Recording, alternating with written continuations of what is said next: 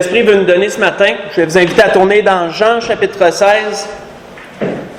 On va débuter au verset 5.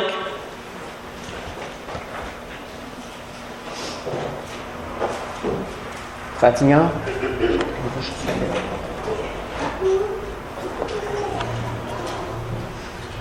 Donc, dans Jean chapitre 16, on va lire deux versets. On va lire le verset 5 et le verset 6. Je vais introduire ce que l'Esprit veut nous donner ce matin. On sait que quand on lit à partir de Jean 14, c'est après le dernier repas que les disciples ont eu avec leur Sauveur, avec leur Seigneur. C'est un temps d'enseignement. Ce sont, on pourrait dire, les dernières recommandations du Seigneur, de Jean chapitre 14 jusqu'à Jean chapitre 16. Nous savons que Jean chapitre 17 a été la dernière prière que le Seigneur a faite pour eux avant d'aller souffrir et mourir à la croix. Et dans les enseignements, dans les derniers enseignements que le Seigneur leur a donnés, il leur a dit au verset 5, « Maintenant je m'en vais vers celui qui m'a envoyé. Et aucun de vous ne me demande « Où vas-tu ?» Mais parce que je vous ai dit ces choses, la tristesse a empli votre cœur. » On va arrêter là pour le moment. Quand nous regardons, frères et sœurs, un peu le déroulement des choses, nous savons que depuis que Pierre avait confessé Christ comme son sauveur, nous savons qu'à partir de ce temps-là, le Seigneur avait changé de ton et avait commencé à préparer les disciples à sa mort prochaine. À partir de Matthieu, chapitre 16, où il y a eu la confession de Pierre, nous voyons que dès lors, est-il dit, dès lors, Jésus a commencé à parler de sa mort prochaine et de ses souffrances. Il n'avait jamais parlé de cela avant, il a commencé à introduire cela à partir de ce moment-là. Et tout au long du cheminement, du restant du cheminement, Jésus a réitéré ce message-là périodiquement. Le Fils de l'homme doit souffrir, disait-il, et il doit mourir. Et les disciples ont tranquillement entendu ce son de cloche-là périodiquement. Le Seigneur les préparait à ce qu'elle allait suivre. Et nous savons que là, nous lisons, c'était pas juste dans un avenir lointain, c'était immédiat. C'était dans un avenir très prochain. Et certainement que par le ton que le Seigneur employait, les disciples pouvaient pressentir que c'était pour bientôt ce qu'il disait. Et la tristesse emplissait leur cœur. Nous voyons qu'au verset 7, il a dit « Cependant, je vous dis la vérité, il vous est avantageux que je m'en aille. Car si je ne m'en vais pas, le Consolateur ne viendra pas vers vous. Mais si je m'en vais, je vous l'enverrai. » Arrêtons là. Depuis que Jésus était entré dans leur vie, frères et sœurs, il avait vécu sans Jésus auparavant. Quand on regarde chacun de la vie des disciples, il y avait une vie avant Jésus. Il y avait un métier avant de connaître Jésus. Il y avait des familles avant de connaître Jésus. Mais à partir du temps que le Seigneur était entré dans leur vie, puis que là, il avait décidé de suivre le Seigneur, Jésus avait pris une grande place dans la vie de chacun des disciples. À un point tel qu'on pourrait dire qu'ils ne se voyaient sans doute même pas sans lui. Peut-être même qu'ils se disaient comment qu'on a pu vivre si longtemps sans le connaître, sans qu'il soit là. Et certainement que quand il leur disait cela, il vous est avantageux que je m'en aille, il devait nous dire qu'est-ce qu'il essaie de nous faire avaler là. On ne se voit pas sans lui, on ne le voit pas partir, on se dit qu'est-ce que ça serait s'il ne serait plus là, puis il nous dit il serait avantageux pour vous que je m'en aille. Certainement que cette parole devait être dure et ça ne devait pas avoir grand sens à leurs yeux. C'est avantageux que le Seigneur ne soit plus là. C'est avantageux qu'on ne voit plus sa présence, qu'on ne le voit plus auprès de nous. Ça n'a pas de sens. Probablement que c'est ce qu'ils se disaient. Pourquoi? Parce que Jésus était devenu pour eux ce qu'on appelle un appui. Et comprenons bien cela ce matin. Parce que c'est la base du message que l'Esprit veut nous donner. Un appui. Selon le dictionnaire, le mot appui, comme de raison, plusieurs définitions. Quand vous êtes habitué d'entendre ça, qu'un mot a plusieurs définitions. Mais entre autres, le mot appui, d'un sens figuré, veut dire personne ou chose dont on tire réconfort, sécurité, protection, secours.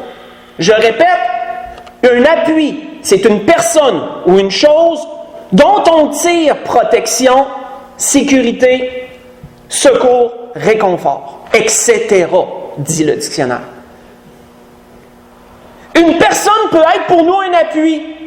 Quand elle est là, ça nous fait du bien. On se sent en sécurité quand elle est là, cette personne-là. Ça peut être notre conjoint, ça peut être un ami. Et il y a des choses aussi qu'on sent comme ça. Ça peut être notre travail. Ça sent peut-être qu'on aime beaucoup notre travail, puis ça nous sécurise d'avoir ça. Ça nous fait du bien, on sent qu'on a de quoi pourvoir. Ça peut être nos richesses. Ça peut être bien des choses. Notre santé. Peut être même une certaine médication si on est malade. Peut-être que cette médication-là nous fait tellement de bien, on se dit, on ne se verrait pas sans elle. Ça se peut. Un appui peut être beaucoup de choses. Mais comprenons bien que pour les disciples, Jésus était devenu un appui. Le Seigneur étant là, tout était possible. Tout était possible pour eux autres. Il y a un problème, le Seigneur va s'en charger. Le Maître est là. Il n'y en aura pas de problème, il est là. Pas de manger, pas de problème, le Maître est là. Ils vont multiplier. Il l'a déjà fait. Quelqu'un de malade vient, pas de problème, le Maître est là. Il va le guérir, il l'a déjà fait.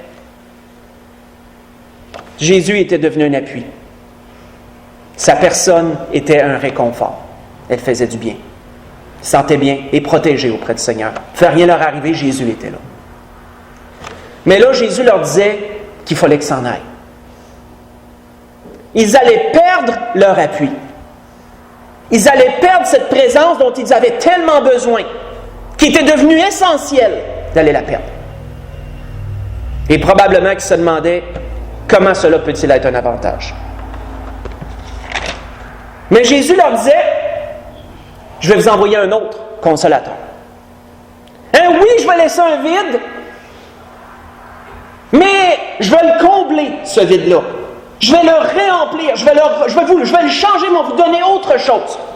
Un autre consolateur.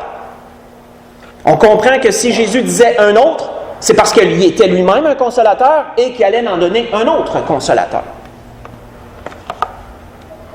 Nous voyons encore dans Jean 16, à partir du verset 22, si nous sautons au verset 22, après leur avoir donné des enseignements sur le Saint-Esprit, le consolateur à venir, il leur a dit, vous donc aussi, vous êtes maintenant dans la tristesse. Mais oui, c'est sûr que les paroles que je vous dis sont dures. C'est gros, c'est lourd. Mais je vous reverrai, disait-il, et votre cœur se réjouira, et nul ne vous ravira votre joie. Jésus entrevoyait déjà les avantages que son départ allait donner, dans un certain sens. Que tant qu'il était là, son œuvre serait limitée. Il est venu pour un temps. Il était dans un corps physique. Il ne pouvait pas être partout en même temps. Mais que le fait qu'il retourne auprès du Père et que le fait que l'autre consolateur, le Saint-Esprit, viendrait, son œuvre pourrait se répandre. Son œuvre pourrait se propager. Elle n'aurait plus de limitation en tant que telle. Les disciples, avec cet autre consolateur, ont maturé. Ils ont grandi. Ils ont été affermis. Si Jésus aurait demeuré corporellement auprès d'eux, il aurait toujours dépendu de lui. Physique, de sa personne physique, si vous comprenez ce que je veux dire. Mais le fait qu'il n'était plus là, et de la façon que l'autre consolateur marche, parce qu'il est en chacun de nous, ils allaient maturer, ils allaient grandir, et ils allaient travailler. Ils sont devenus des grands hommes, des prédicateurs. Nous aussi, frères et sœurs, il peut arriver qu'on perde des appuis. On en a tous des appuis. C'est humain. On en a besoin. On en a besoin pour notre santé physique. On en a besoin pour notre santé morale. Et il peut arriver qu'on en perde des appuis dans notre vie. Des choses qui nous donnent un réconfort. Une personne, protection, secours, etc. Et quand cette personne ou cette chose part, oui, ça peut laisser un grand vide. on peut se demander comment on va faire pour continuer sans ça. On ne se voit plus sans ça. Puis là, on ne l'a plus. C'est parti. Quand je méditais là-dessus, je me disais que la douleur de Job devait être grande. Parce que si vous pensez à ce que je viens de vous énumérer, cet homme avait perdu tous ses appuis dans la même journée.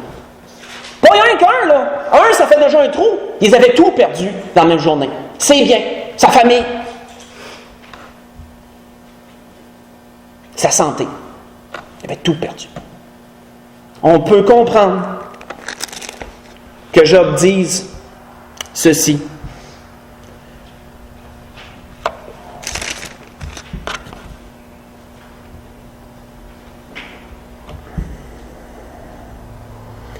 Oh, s'il était possible de peser ma douleur, et si toutes mes calamités étaient sur la balance, elles seraient plus pesantes que le sable de la mer. Hein, prenez-les toutes, le sable, mettez-les toutes sur un côté, puis mes calamités seront encore plus pesantes que ça, disait-il. Voilà pourquoi mes paroles vont jusqu'à la folie, disait-il. Vous voyez ça dans Job chapitre 6, j'ai lu le verset 2 et le verset 3. Hein, ces paroles pouvaient déborder un peu à cause de la pesanteur de sa douleur, de sa tristesse. Et oui, ça peut nous arriver. Perdre un appui, c'est difficile. Ça déstabilise. C'est comme de réapprendre à vivre avec quelque chose dont on dépendait. Mes frères et sœurs, comprenons dans un premier temps ceci, c'est que le Seigneur sait qu'on a besoin d'appui. Et que si un appui nous est enlevé à cause de raisons quelconques, le Seigneur va nous en redonner. Le Seigneur va recombler le vide à la façon que lui seul peut le faire. Peut-être va-t-il donner un autre appui. Peut-être va-t-il lui-même le combler par sa paix, par son amour. Peut-être les deux. Dieu seul le sait. Mais comprenons premièrement que Dieu sait remplacer ce qui est perdu. Mes frères et sœurs, si on chemine dans cette pensée ce matin, comprenons que c'est une chose que le Seigneur avait fait expérimenter de son vivant, dans le cheminement qu'il a fait avec les apôtres, de perdre des appuis. Tournons dans Matthieu chapitre 4. Voyons une autre chose. Dans l'Évangile selon Matthieu, chapitre 4.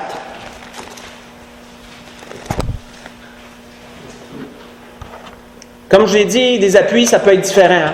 C'est pas rien qu'une personne. Ça peut être une chose aussi. Ça peut être une position sociale. Ça peut être bien des affaires.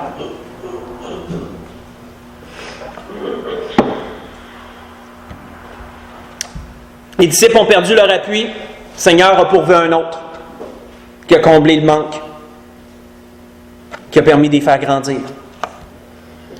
On voit dans Matthieu 4, à partir du verset 18, comme il marchait le long de la mer dans les débuts de son ministère, comme il marchait le long de la mer de Galilée, il vit deux frères, Simon appelé Pierre et André son frère qui jetaient le filet dans la mer, car ils étaient pêcheurs. Et il leur dit, suivez-moi et je vous ferai pêcheurs d'hommes. Aussitôt ils laissèrent les filets et le suivirent. De là, étant allé plus loin, il vit deux autres frères, Jacques, fils de Zébédée, Jean, son frère, qui était dans une barque avec Zébédée, leur père, et qui réparait leurs filets. Il les appela aussitôt, ils laissèrent la barque et leur père, et le suivirent. On sait qu'il avait vu quelque chose de grand, hein? Vous connaissez Luc 5, la pêche miraculeuse, pas un secret pour personne. Il avait vu quelque chose de grand, ça les avait frappés. Mais comprenons bien une chose, qu'est-ce que Jésus avait fait par cet appel? Jésus voulait changer l'appui qu'ils avaient. C'était des hommes, comme la Bible dit dans les Actes, sans instruction. Des hommes travail de leurs mains, des hommes physiques. C'était pas des grands orateurs. C'était pas des gens intellectuels. Mais là, ils avaient un appui. Ils étaient pêcheurs, dépendaient de ça. C'était leur métier. Ils ne savaient faire que ça. Et là, le Seigneur leur disait, laisse cet appui, je vais t'en donner un autre. Laisse la pêche, laisse tes filets, je vais te faire pêcheur d'hommes maintenant.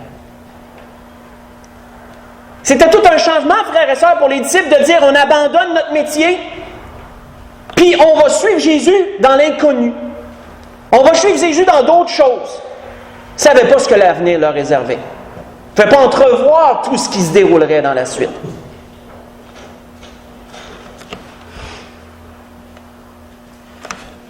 Jésus avait changé leur appui, il voulait leur donner un autre appui. Je vais te changer de métier. Je vais te faire autre chose. Comment peut-on réagir parfois dans ces circonstances? On voit que les disciples l'ont suivi. Tant que le Seigneur était là, il n'y avait pas de problème. Il y avait un appui, le Seigneur était devenu leur appui, il n'y avait pas de problème. Changer de métier, le Seigneur était là. Mais quand que le Seigneur était physiquement plus là, comment ont-ils réagi? Tournons dans Jean 21. On va voir quelque chose par rapport à ça. Quelque chose qui peut nous arriver des fois. Si le Seigneur décide de changer notre appui, c'est une chose d'en perdre un pour une raison quelconque. Le Seigneur peut combler. Mais c'est une autre chose aussi de changer d'appui. C'est une autre chose aussi.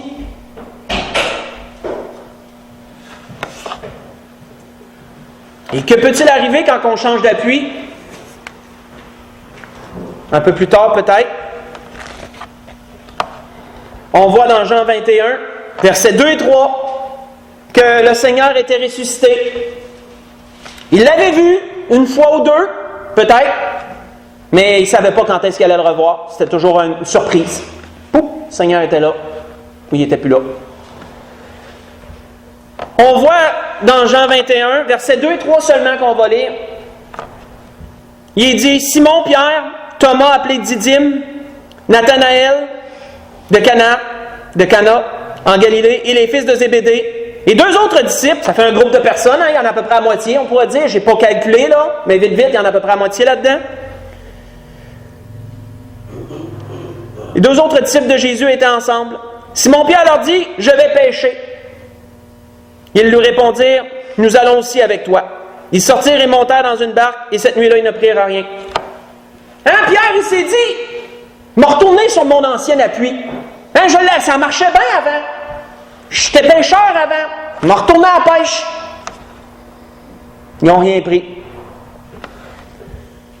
Ça peut nous arriver des fois, frères et sœurs, que le Seigneur nous change d'appui, que le Seigneur nous donne quelque chose d'autre. Fais plus ça maintenant, c'est ça que tu vas faire. Puis qu'à un moment donné, on se dit, peut-être que mon ancien appui, j'aimerais ça leur prendre. Ça allait bien, c'était correct. Puis que là, on aille à retâter le terrain, puis qu'on voit, non, ça ne marche plus. Ça ne marche plus parce que c'est le Seigneur qui a donné d'autres choses, c'est plus ça, là. On sait, ils ont réussi à pogner quelque chose quand que l'homme qui était sur le bord du rivage, qui était le Seigneur, il ne l'avait pas reconnu, leur avait dit, jetez à droite, vous allez pogner. Puis c'est là qu'il y avait eu une autre pêche miraculeuse, on pourrait dire. Parce que le Seigneur était là, mais ça, c'était plus leur appui, ça. C'était plus ça, là, maintenant. Puis on peut comprendre aussi pourquoi que le Seigneur a donné cette exhortation à Pierre, parce que c'était lui qui avait eu l'idée d'aller à la pêche. M'aimes-tu, Pierre? Oui, Seigneur, je t'aime. Puis on sait, par 3 fois, le Seigneur disait la même affaire. Paie mes agneaux. Ça veut dire quoi? Garde l'appui que je t'ai donné. Moi, je t'ai donné un autre appui, là. C'est ça que tu fais. Reste avec ça. Essaye pas de retourner à ce que tu avais avant. Va là, reste là.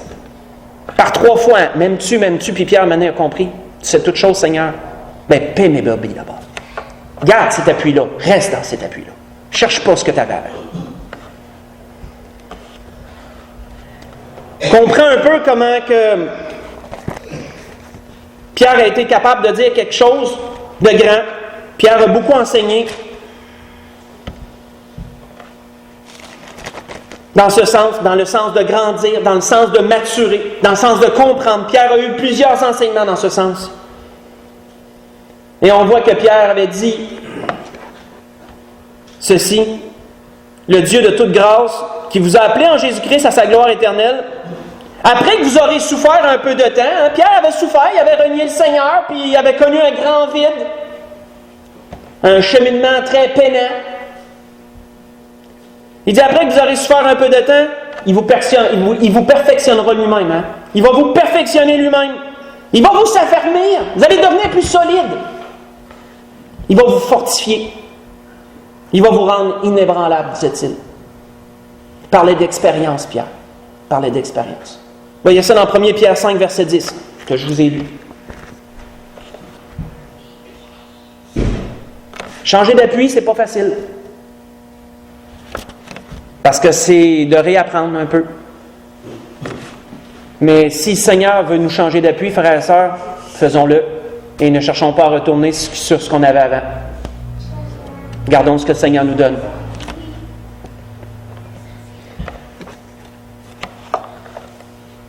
Oui, frères et sœurs, c'est arrivé à des hommes dans la parole, que le Seigneur les prenne carrément et les amène à d'autres choses. C'est arrivé à bien des hommes. Les prophètes surtout. Les prophètes qui n'ont pas toutes partie prophètes. Il y en a certains qui étaient fils de sacrificateurs. On se dit, OK, il y avait une base.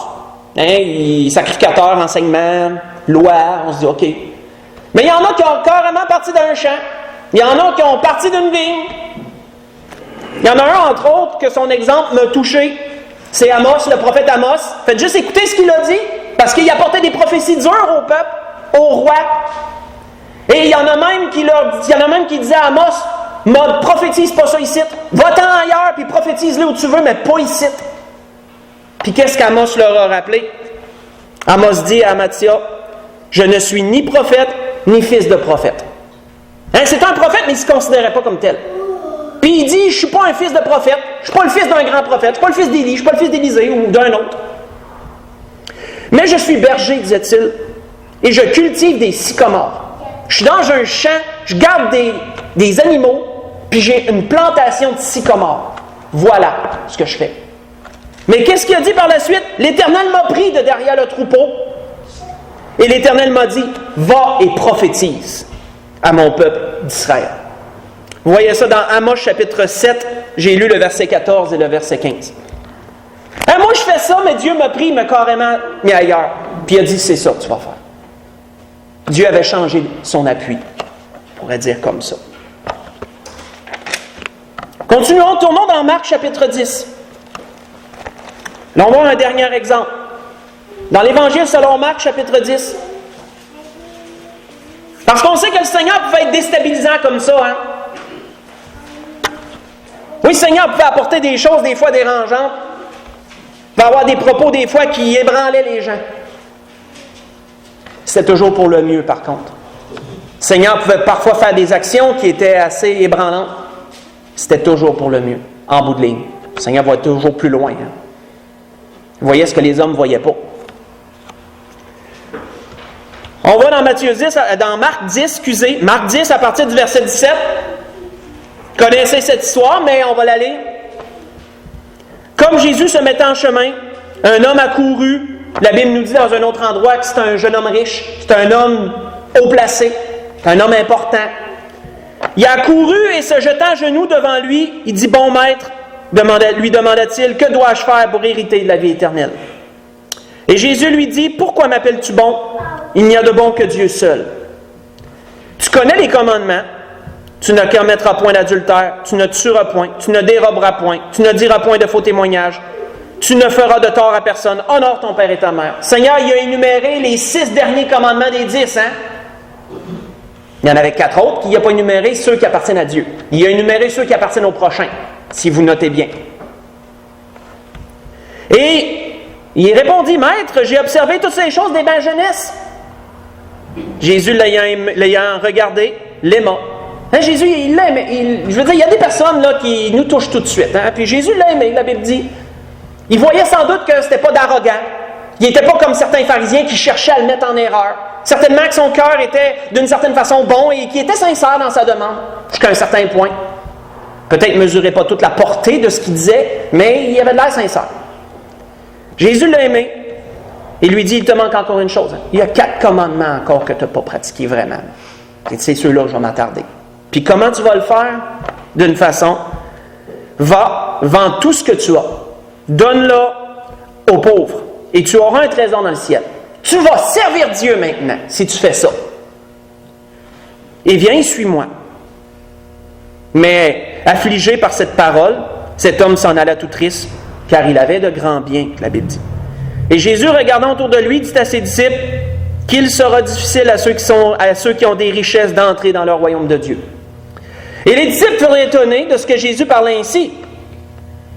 Et reprenant, il leur dit, mes enfants, qu'il est difficile à ceux qui se confient dans les richesses d'entrer dans le royaume de Dieu. On va s'arrêter là. Ces richesses, frères et sœurs, c'était son appui à cet homme-là.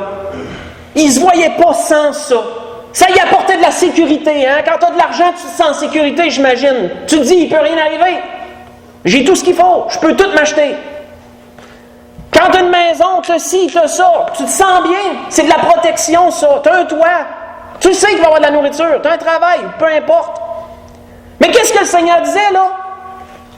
Débarrasse-toi de cet appui-là. Puis le Seigneur ne disait même pas qu'il allait le remplacer. Débarrasse-toi de tout ça. Puis suis-moi. Frères et sœurs, il y a certains appuis qu'on a qui nous handicapent. Il y a certains appuis qu'on a qui vont nous empêcher d'être capables d'aller plus loin. Ils vont nous empêcher de grandir. Ils vont nous empêcher d'évoluer.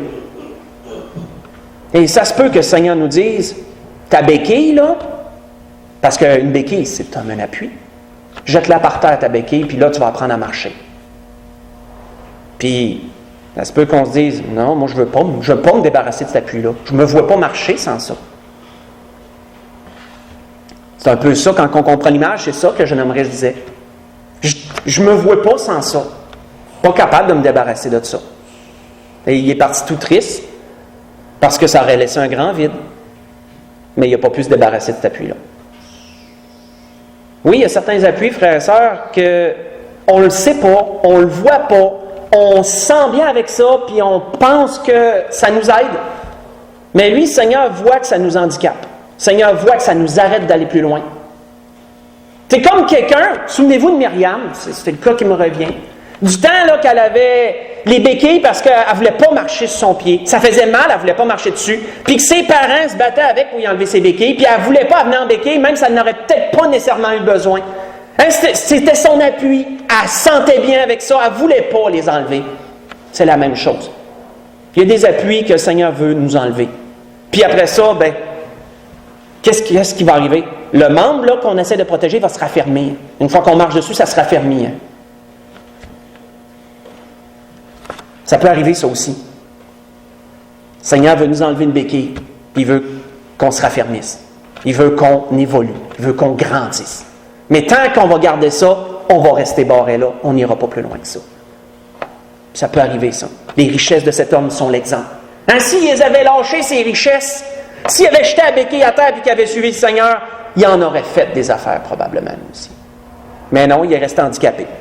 Parce qu'il ne pouvait pas. Il ne se voyait pas sans ça. Pas pour rien que l'apôtre Paul avait dit Timothée cette exhortation.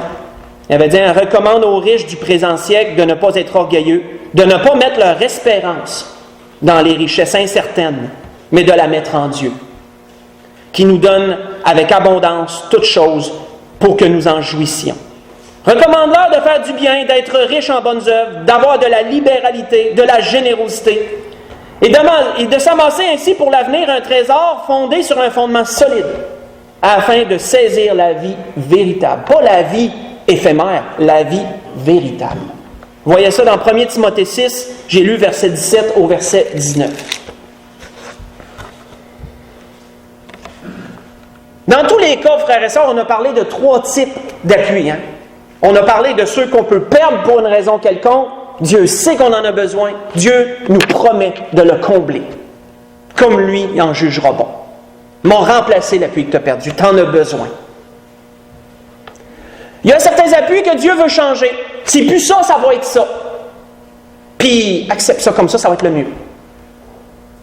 Il y a certains autres appuis que le Seigneur veut juste nous enlever parce qu'il nous handicape. Ça nous empêche d'avancer. Ça. Puis on ne le voit pas, on est bien avec ça. On est en sécurité avec ça. Mais le Seigneur dit, regarde, jette la tête à ta béquille, puis maintenant marche. Est-ce qu'on va être capable de jeter cet appui-là par terre?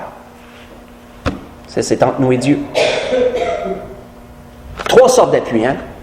Mais dans tous les cas, frères et sœurs, qu'est-ce que Dieu regarde? Et on s'en va vers la conclusion là-dessus. Qu'est-ce que Dieu voit? Qu'est-ce que Dieu veut par ça?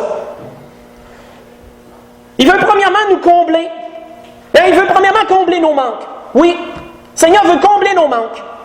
C'est un peu comme il est dit dans la Genèse, que Jacob avait dit un jour, pas besoin de tourner.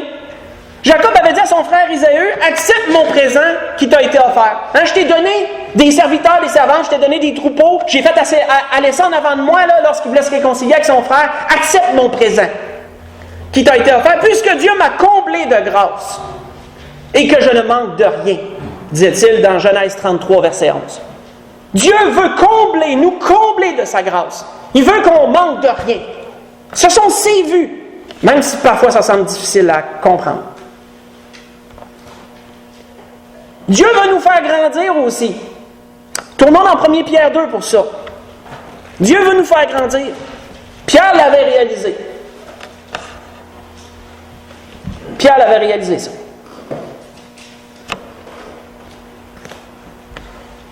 Premier Pierre 2, on va lire le verset 2.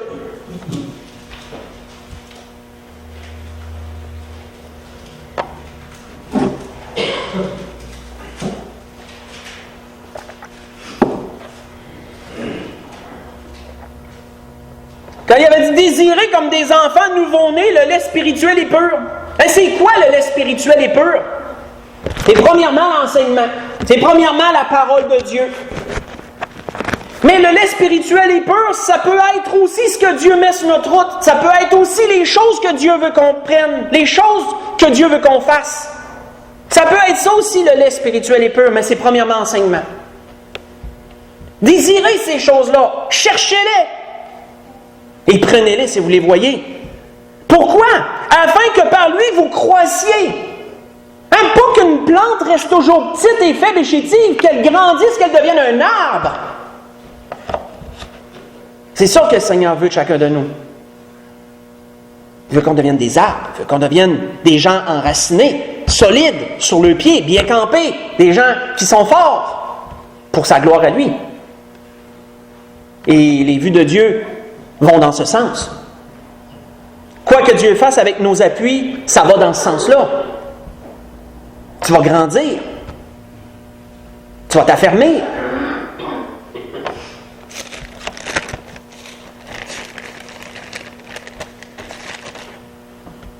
C'est un peu ça que Pierre disait aussi plus loin, quand il disait « Mais croissez dans la grâce.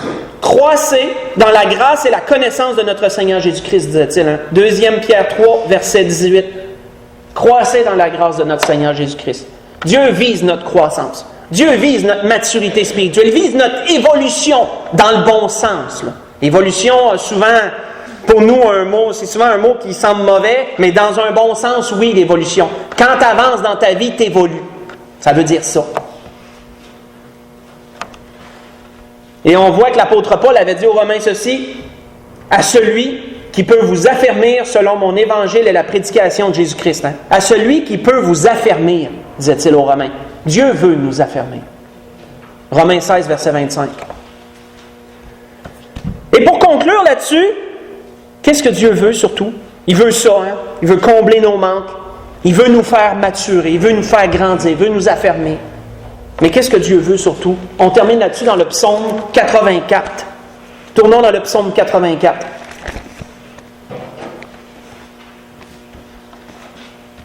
Psaume 84, verset 6 au verset 8.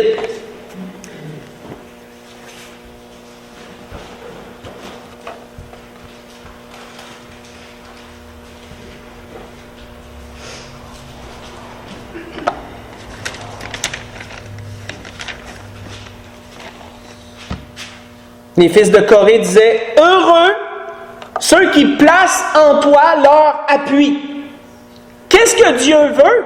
Il veut être notre principal appui.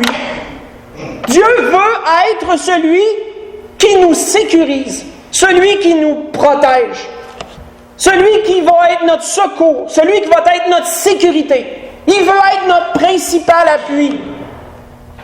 Oui, on en a besoin des appuis physiques. Dieu sait qu'il ne pourrait pas tous nous les retirer et dire « Tu vas dépendre juste de moi et tu n'as plus aucun appui physique. » C'est la chair, la faiblesse de la chair a besoin des appuis physiques. Mais notre principal appui, c'est ça que Dieu veut être. Et les fils de Corée disaient « Heureux ceux qui placent en toi leur appui. » Qu'est-ce qu'ils trouvent? Ils trouvent dans leur cœur des chemins tout tracés. Tu vas savoir ce que tu as à faire si Dieu est ton principal appui. Tu vas savoir où tu t'en vas. Lorsqu'il traverse la vallée de Baca, qui s'appelle la vallée des pleurs, lorsqu'il traverse les temps difficiles, il se transforme en un lieu plein de sources. Même le désert va devenir un endroit de source pour ceux qui ont Dieu pour appui. Et la pluie la couvre de bénédictions, leur force augmente pendant la marche, et ils se présentent devant Dieu à Sion. C'est une belle portion, frères et sœurs. Dieu veut être notre principal appui.